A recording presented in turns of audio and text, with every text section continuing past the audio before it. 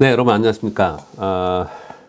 제 책을 가지고 사실 더 복잡하게 하지 않으려고 설명을 좀 하고 있어요. 여러분 들으시기에 좀 너무 성의 없다 이렇게 오해하지 마시고요. 조금 더 깊이 있게 들어가서 설명을 하면 시간도 너무 길어지고 오히려 더 어려워질 수 있을 것 같아서 핵심 부분만 좀 말씀을 드리고 있는 거예요. 조금 더 쉽게 설명하려고 하다 보니까 이렇게 하고 있다는 것을 여러분들이 감안해 주셨으면 좋겠고요. 지금 어떤 얘기를 했냐면 마인드 얘기를 했고요. 그런 다음에 제가 이제 시황 보는 것들이 뭐가 중요하다 말씀을 좀 드렸고요. 그것과 연관되어 갖고 또 기초 분석 얘기를 좀 했습니다. 이번에는 이제 가치 분석 얘기를 잠깐 언급을 드리고요. 그리고 우리 투자를 어떻게 할 것인가, 그리고 뭐가 중요한가, 이런 부분들을 좀 말씀드려보도록 하겠습니다. 일단 가치 분석을 심플하게 한 가지만 그냥 저랑 따라서 같이 한번 해보도록 하겠습니다. 많은 분들이 질문을 많이 주세요. 그런데 뭐 이것도 우리가 뭐 회계사도 아니고 애널리스트도 아니잖아요. 그냥 이 주식이 어느 정도까지 올라가면은 적정한가, 이 정도 그냥 알면 되지 않을까라고 생각을 해요. 그래서 이제 몇 가지 샘플로 그냥 대형주는요. 삼성전자 설명했으니까 삼성전자 먼저 말씀드려볼까요? 삼성전자의 가치 분석을 한번 해볼게요. 그러면 여기서 지금 이게 지금 싼 건지 비싼 건지 그걸 한번 해볼 수 있잖아요. 그걸 한번 해볼게요. 모든 HTS에 보면은 가치 분석을 하는 이런 화면이 있고요. 여러분들이 뭐 제가 지금 우리 교보증권 프로베스트 K를 보고 있으니까 이런 뭐 프로베스트 K의 기본 뭐랄까요? 우리 계좌 안 넣어도 그 조회용으로 볼 수 있으니까 혹시 뭐 다른 데서 못 찾으시면은 프로베스트 K에서 보시면 될 것 같고요. 자, 삼성전자 모든 종목은 여기 다 이렇게 FN 가이드 기준으로 해서 다 똑같아요. 전 증권사가 이렇게 되어 있어요. 삼성전자라는 주식이 있는데 이 주식이 지금 시가총액이 얼마냐? 자, 516억이다. 근데 이것은 상장 예정 포함되어 있는 거고 지금 현재의 주식으로 보면은 458억입니다. 야, 500억이 깨졌네요. 죄송합니다. 500조. 516조고, 이게 이제 458조예요. 500조였는데 이게 깨졌어요. 전체 코스피 시가총액이 2100조, 2200조니까 비중이 엄청 높은 거죠. 아무튼, 458조, 요걸 기억하고 있어야 됩니다. 요걸. 지금 뭐, 여기 외국인이 얼마나 갖고 있고, 뭐, 이런 것들은 지금 하지 않을게요. 여기서 이제 기업 가치의 저평가율, 고평가율 요거 따지는 것만 하는 겁니다. 458조를 기억하고 있자라는 거예요. 그리고 뭐 누가 갖고 있냐, 뭐 연기금이 갖고 있냐, 누가 갖고 있냐 쭉 이렇게 하고 그 다음에 쭉 내려가서 기업 실적을 보는 거예요. 올해 실적을 봤더니 올해 1분기에 영업이익이 보면은 영업이익이 나오고 그 다음에 당기순이익 나오고 이렇게 나오잖아요. 그러면 요것을 다 더하면 내년에는 지금 이거는 추정치지 않습니까? 그러니까 올해 건 12월 거만 추정치고 전부 다 이미 나와 있는 거잖아요. 그러면 이제 올해 거는 사실 추정치에서 크게 벗어나지 않겠죠. 왜냐면 이제 벌써 1분기, 2분기, 3분기 다 끝났고 이제 4분기 하나 남았으니까 크게 벗어나지 않을 거 아니에요. 영업이익이 52조 8천억입니다. 영업이익이. 그리고 순이익이 40조예요. 보통 PER을 곱할 때 어떤 주식은 순이익에 곱하고 어떤 주식은 영업이익에 곱하고 어떤 주식은 영업이익 순이익 상관없이 매출만 나오면 된다고 합니다. 요게 중요합니다, 여러분. 약간 지금 얘기가 새는데 거기까지 안 하려고 그랬는데 무슨 표현이냐면요. 생각을 해보세요. 뭐 바이오라든지 아니면 신기술로 지금 테슬라는 PER이 125배가 그렇다고 하죠. 당장의 이익이 크지 않아요. 그런데 이 기술로 인해서 매출이 일어나는 게 굉장히 중요한 기업들은 영업이익과 순이익이 상관없습니다. 이 기술이 시장에서 상업화 되느냐가 중요한 거잖아요. 그런 회사가 이게 뭐가 중요합니까? 한번 나면 대박인데. 이해되시죠? 그거. 어떤 종목은 영업이익의 PER을 곱하고 어떤 종목은 당기순이익 곱하느냐? 예를 들어서 롯데저가, 제과, 음식료 이런 애들 있잖아요. 얘네들은 매출액에서 비용을 빼면은 영업이익이 나오는데 영업이익 다음에 나가는 돈이 어마어마하게 많아. 얘네들은 뭐 인건비도 그렇고 대규모 장치라서 비용이 어마어마하게 많아요. 그 얘들은 순이익이 중요해요. 그런데 기본적으로 한번 장치를 해놓고 비용을 들여놓고 그 이후에는 특별히 추가적인 비용이 많이 들지 않고 매출액만 많이 늘면 따라서 영업이익이 많이 느는, 즉 영업이익률이 높은 기업은 영업이익으로 PER을 곱합니다. 이 부분 여러분 이해하셔야 됩니다. 요거 이해하셔야 돼요. 영업이익률이 높은 성장주들 있잖아요. 성장주들. 우리 그 삼성전자의 영업이익률은 지금 얼마인지 볼게요. 20% 가까이 육박합니다. 지금 대단한 겁니다. 사실은요. 중소형주도 영업이익률 20% 안 가는 게 너무 많아요. 영업이익률 20% 이상인 기업이 성장주이고 그런 기업만 투자해라 라고 피터 린치도 얘기하고 윌리엄 오닐도 얘기하고 짐 마샬도 얘기하고 많은 투자의 구루들이 그렇게 얘기를 하고 있는 거예요. 영업이익률이 높은 기업들 있잖아요. 15배, 20배 퍼센트로 이렇게 되는 영업이익 20% 배수가 아니고 제가 정정하겠습니다. 15%, 20% 최소한 20% 이상 가는 그런 기업들에 대해서는 멀티플을 영업이익에 곱하고 영업이익률이 엄청나게 낮은 애들은 순이익이 중요하다는 거야. 그냥 생각나기만 하나 볼까요? 우리 자동차 부품주도 엄청 낮아요. 우리나라 기업들 중에서 정말 대표적인 우량주 중에 하나가 롯데칠성 아니에요? 롯데칠성? 뭐 이런 기업이 뭐 엄청난 기업이지 않습니까? 근데 이런 기업에 이걸 보면요. 얘네들의 이 매출액이나 이런 거 보면 이게 지금 억이니까, 예? 여기 지금 억이에요. 억, 10억, 100억, 1000억, 2조 4천억이에요. 근데 영업이익이 1,700억이 안 돼. 아, 진짜 어이가 없지 않아요? 2조 4천억인데 1,700억뿐이 안 돼. 그러면 영업이익률이 얼마 내는 거예요? 6.98%. 4% 이렇게 뿐이 안 돼요. 얘네들은 순이익에 곱해줘야 됩니다. 순이익에. PER을 곱할 때. 근데 아까 삼성전자는 다르다. 그래서 삼성전자는 영업이익에 곱해줘도 된다라는 거예요. 그럼 시장 전체 PER이 10배예요. 지금 10배에서 11배입니다. 우리나라 전체. 우리나라 전체 PER은 어떻게 구해요? 코스피에 있는 이 기업들의 모든 이 곱하기 PER 하는 게 우리나라 전체 시가총액이에요. 심플하죠? 똑같이 삼성전자의 영업이익인 52조에 곱하기 10을 하면 528조가 돼야 되죠. 근데 아까 얼마였어요? 시가총액이 상장 예정 포함했을 때 516조. 지금 현재로는 458조 뿐이 안 됩니다. 이거 무슨 얘기예요? 10배가 안 되고 있다는 거예요. 영업이익 기준으로 삼성전자는 10배가 안 된 거에서 거래되고 있는 겁니다. 시장이 전체가 10배인데 얘는 10배도 안 돼. 그럼 얘는 저평가에 있는 거죠. 그렇죠? 시장이 만약에 12배로 갔어. 여러분, 시장이 12배로 갔어. 그럼 얘도 한 12배 정도는 PER을 곱해줘야 될 것 같아. 그러면 52조. 거기에 10배를 하면은 520조. 그쵸? 12배 하면은 250. 그러면은 얼마 돼야 돼요? 620조가 돼야 되죠? 그럼 620조가 되려면 지금 520조라고 할게요. 그럼 100조가 더 여기 들어야 되는 거잖아요. 20%면요. 그렇게 따지면은 100조면 여기서 5니까 5, 4, 20, 40%가 더 늘어야 되는 거예요. 그쵸? 10에서 12배가 올라가는 게 그렇게 큰 거예요. 그럼 40%라고 하면은 삼성전자가 지금 76,000원인데 여기서 40%면은 47에 28, 46에 24, 3만 원 올라가야 돼요. 그럼 10만 원 가야 된다는 얘기예요. 시장의 멀티플이 올라가고 얘 멀티플이 올라가면은 PER이 올라가면은 그렇게 볼 수 있다라는 거죠. 단위가 높아가지고 삼성전자에 대해서 이렇게 설명을 드려보고요. 제가 지금 맞죠? 단위가 높다 보니까 자꾸 52조에서 10배를 곱하면 520조고, 그쵸? 12배를 곱하면 제가 한 거죠. 계산을 정확하게 한 거죠. 그러면은 10배면은 520조고, 그쵸? 맞죠? 맞습니다. 예, 그렇게 하고요. 또 하나 더 말씀드려볼게요. 혹시 제가 이거 빨리빨리 지금 이렇게 녹음을 하면서 빨리 얘기하다 보니 그랬는데 나중에 점검을 한번 해봐야 될 것 같습니다. 그리고 다른 종목 하나를 볼게요. 그냥 요번에 작은 종목 하나 보겠습니다.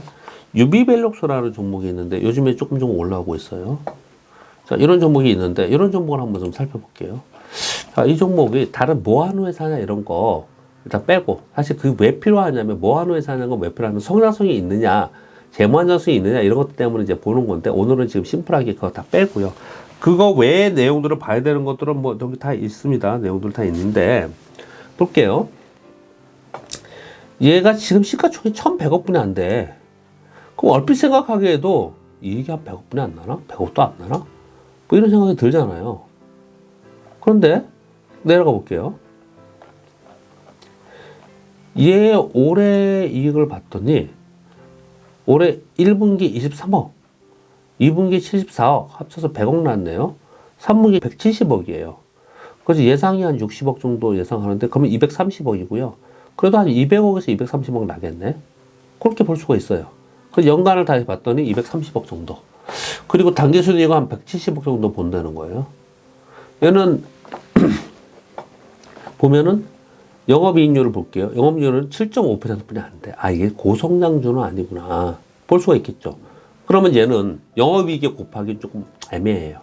당기순이익에 좀 곱해야 될 것 같아. 올해는 173억이니까 그러면 당기순이익에 173억에 10배면은 1,700억. 내년도에 포워드로 보면 12개월 포워드로 보면 한 240억 보니까 2,400억. 한 1,700억, 시가총액 1,700억 원 돼야지 한 10배예요. 10배 정도 되는 그런 회사인 것 같아요, 이 회사가. 근데 지금 시가총액이 1,100억이래. 1,200억이요. 그럼 싼 거잖아요. 근데 이렇게 쌌을 때는 이유가 있는 거예요. 성장이 없거나 아니면 올해보다 내년이 안 좋은 애들은 그래요. 근데 얘는 올해보다 내년에 좋게 보네요. 그러면 이런 건 어떻게 해야 되는 거예요? 싼 거죠. 그러니까 이런 주식은 보고 있다가 떨어지면 사야 되는 거예요. 그러니까 이런 주식은 가만히 보면은 어떻게 움직였어요? 올라갔다 내려갔다 올라갔다 내려갔다 했지만 결국은 저 밑에서부터 계속 올라온 겁니다. 이런 걸 들고 가는 거예요. 이런 주식을. 그러면 아까 그러면 그냥 200억으로 할게요. 내년에 뭐 높이 가지 않는다고 치고 내년에 그냥 200억 가지 않겠냐? 그러면 200억으로 계산을 제가 이 계산하는 법을 지금 같이 하는 겁니다, 여러분. 200억으로 간다고 했을 때 10배로 하면 2,000억이잖아요. 근데 지금 1,200억이야. 그럼 800억이 더 올라가야 돼. 그러면 800억 나누기 1,200억으로 하면 되는 거죠. 그러면 퍼센테이지가 나오는 거죠. 그럼 800억 나누기 1,200억 하면은 800억이 되려면은 어떻게 해야 돼요? 1,200억이면 12, 24, 48, 60, 70% 정도 되네. 여기서 더 올라가려면 800억이 더 올라가면 그럼 이 주가가 대박이네 이거. 지금 보다 보니까요. 10,000원, 16,000원에서 70%가 더 올라가야 되는 거예요. 예, 적정 주가 200억으로 계산해서 10배, PER 10배면 10,000원 더 올라가야 돼. 그럼 10,000원 더 올라가면 24,000원, 25,000원 돼야 되네, 이거. 얘는요. 그래야지 내년도에 주가의 멀티플 10배를 볼 수가 있네요. 지금 계산하는 것만 얘기하는 겁니다. 이 회사가 더, 그거보다 더 12배, 막 20배 갈 거냐, 테슬라처럼 250배 갈 거냐, 그런 성장주의냐, 아니면 굴뚝주의냐, 요거에 따라서 약간 달라요. 멀티플을 어떤 거는, 지금 자동차 부품 같은 경우는 멀티플을 얼마큼 줘요? 엄청나게 주죠. 여러분, 포스코 있어요. 포스코도 말 나온 김에 좀만 더 해볼게요. 포스코 있습니다. 얘 포스코는 시가총액이 얼마예요? 250조죠, 이거. 억, 10억, 100억, 1,000억, 조. 25조네, 이거. 25조요? 시가총액 25조네, 이거. 맞죠? 제 계산이?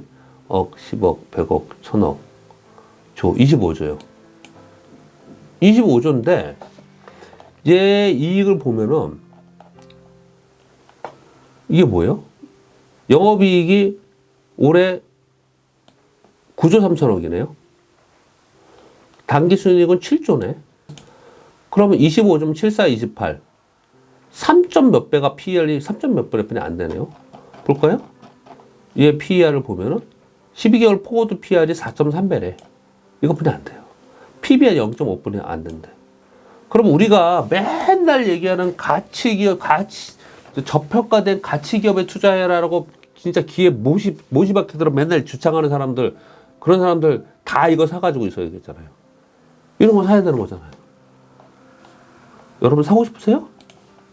이거 사가지고 그 있으면 역시 투자는 이렇게 하는 거야. 이런 주식 가지고 그냥 사는 거야. 그렇게 해요? 다르다는 거예요.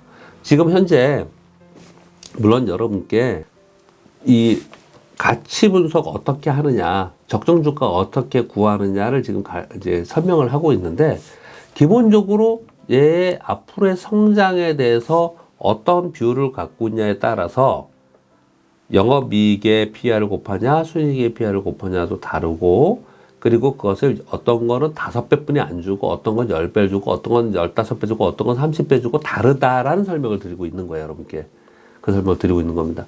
바이오나 기술력 있는 기업들은 막 20배 30배도 줘요. 근데 굴뚝 기업들은 10배도 안 낮춰줘야 된다는 거예요. 그 기준을 모두 다 10배로 주면 안 된다라는 설명을 지금 드리고 있는 겁니다. 가치 분석에서 가장 대표적인 거기 때문에 그렇게 말씀드리고요. 마지막으로 정리하면서 이런 말씀을 좀 드려보도록 하겠습니다. 텍스트 가서 사실 이 책 위주로 설명을 들려다 보니까 여러분께 말씀 못 드린 부분이 좀 있어서 이렇게 말씀을 드리도록 하겠습니다. 오늘 하고 싶은 얘기, 사실 이번 강의에 여러분께 직접적으로 실전 투자에 가장 도움이 되는 얘기일 수도 있을 것 같습니다. 여러분 3가지를 하시자고요. 3가지를. 저도 그렇게 하려고 노력 많이 하고 있고요. 뭐 제가 말씀드리는 것처럼 매매 타이밍 다 맞추고 제가 뭐 정말 주도 섹터도 맞추고 이러면은 지금보다 훨씬 더 돈을 많이 벌어서 그랬겠죠.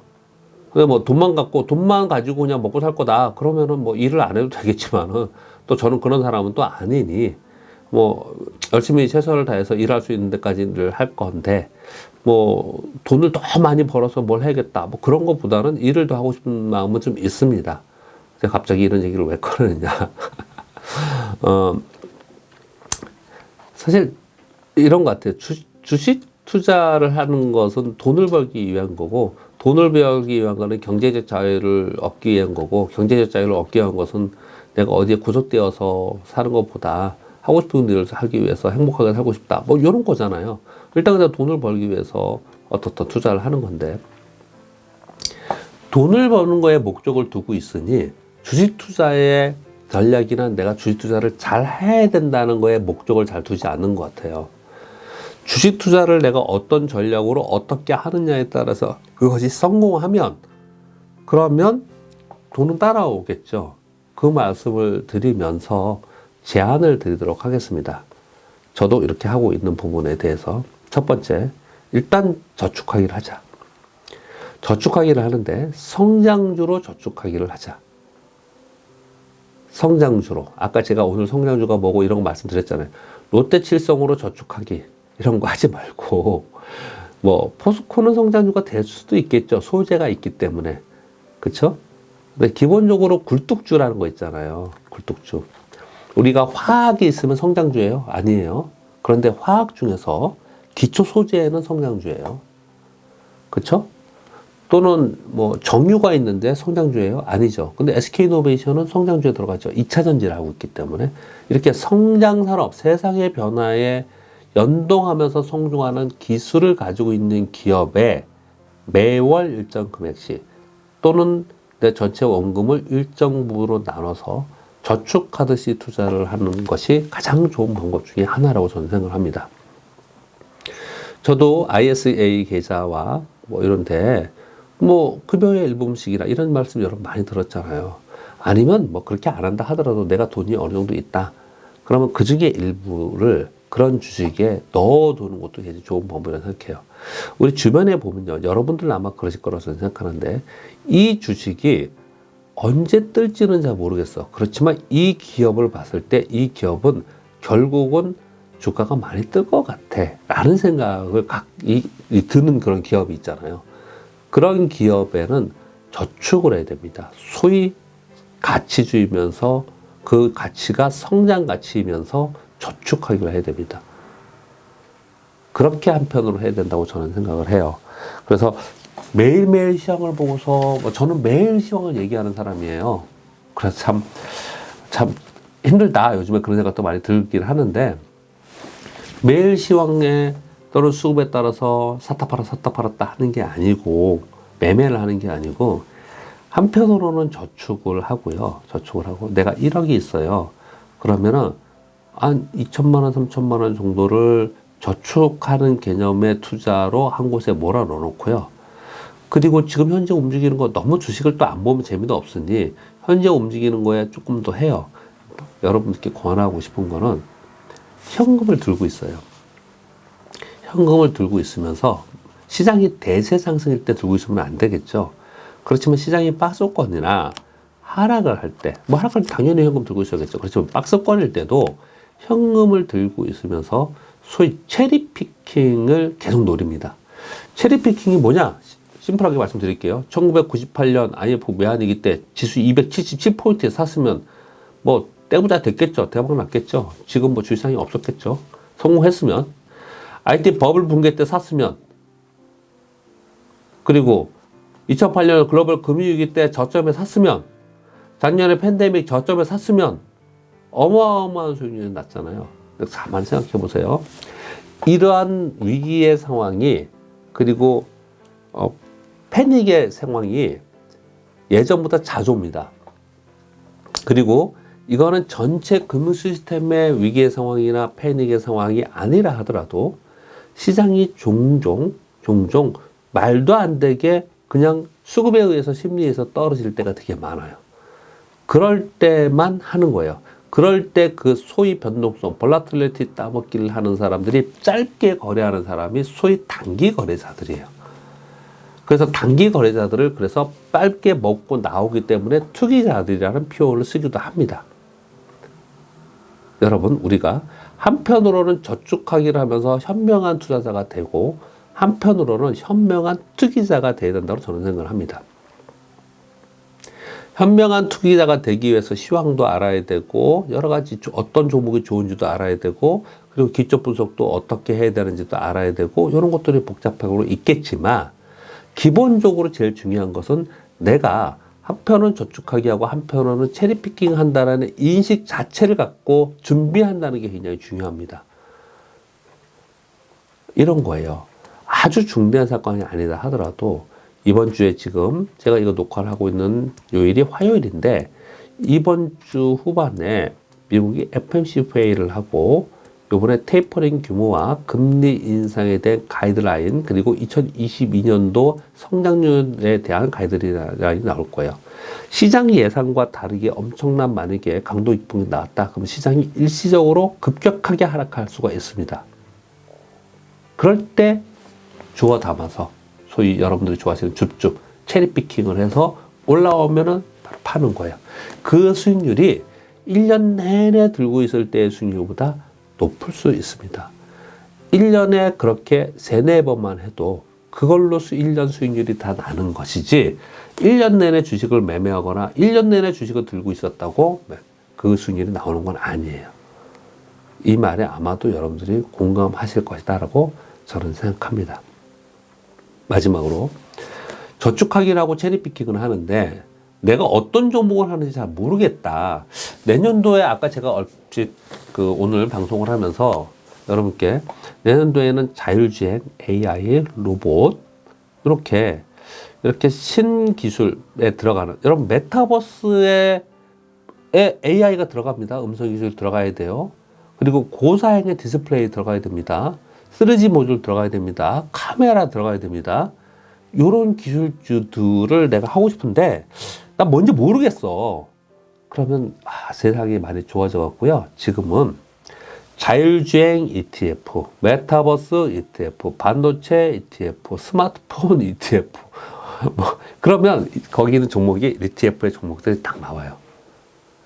그러면 그렇게 나와 있는 종목들이 많은 자산 운용사에서 공통적으로 꼽은 종목들, 그런 종목들을 내 관심 종목으로 보유에 넣어놓고, 반도체가 좋을 때는 반도체에 거기에 들어가 있는 종목, 자동차가 좋을 때는 자동차에 거기에 들어가 있는 종목, 또는 바이오가 좋을 때는 바이오 ETF에 들어가 있는 종목, 그렇게 종목들을 거래하시면 내가 그 기업에 대해서 검증하지 않는다 하더라도 자산운용사에서, 그것도 여러 자산운용사에서 이미 검증해서 그 리스트에 넣은 거니 그것을 활용해서 거래하는 방법도 직접 투자에서는 상당히 좋은 방법 중에 하나라고 저는 생각을 합니다. 이렇게까지 말씀을 드리겠고요. 전체적으로 한 2시간 정도 안 되는 그런 시간이 여러분들께 될 것 같아요. 근데 이 긴 내용을 쭉 보다 구체적으로 사례까지 말씀드리고 한다면은 아마도 한 또 8시간, 10시간 하게 되겠죠. 근데 그것을 취약해서 말씀드렸기 때문에 꼭 여러분께 전해드리고 싶은 내용만 전해드렸다. 그렇게 생각을 하시면 될 것 같고요. 다시 한번 말씀드리지만 이 책은 저는 애정이 있는 책이에요. 잘 썼다고 저는 생각하는. 제가 책을 11권 썼는데 그 중에 잘 쓴 책 중에 하나예요. 그리고 편집도 잘 해주신 것 같은데 생각보다 요거는 그 정도 인기는 좀 없었어요. 여러분들이 이 방송을 들으신다면 한번 들춰보시면 후회하지 않을 그런 내용이 되지 않을까. 기본기를 닦을 수 있는 그런 책의 내용이 되지 않을까라고 저는 자신할 수 있습니다. 그렇게 좀 받아들였으면 좋겠고요. 그리고 요 4시간 동안 내 챕터겠죠. 여러분들이 들어줘서 너무 감사드리고요. 겨울날 감기 조심하시고 코로나 조심하시고 건강해야지 정신도 맑고 우리 주식 투자에서 돈도 벌 수 있겠죠. 건강 나빠지면 돈 벌어도 소용없잖아요. 그 말씀드리겠습니다. 감사합니다.